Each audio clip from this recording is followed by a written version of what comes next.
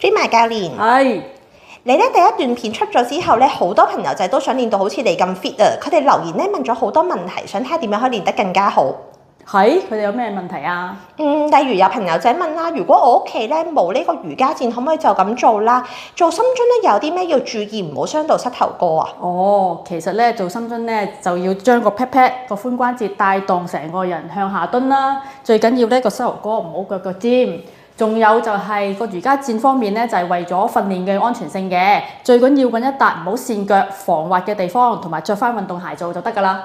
咁咧你喺影片裏面咪有個動作咧係抬腿同反向弓步嘅，嗰個動作咧要做到幾低先至叫做標準咧？其實就唔使夾硬嚟嘅，量力而為就得㗎啦，唔使做得話好低嘅。只要做嘅時候咧，我哋保持翻平衡同埋收緊翻個核心就可以㗎啦。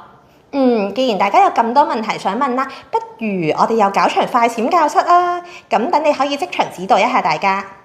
都好喎，咁不如就4月21號11:45啦。好啊，咁我哋就約定大家嚟緊星期二4月21號上晝11:45喺中心見啦。等住你哋嚟啦。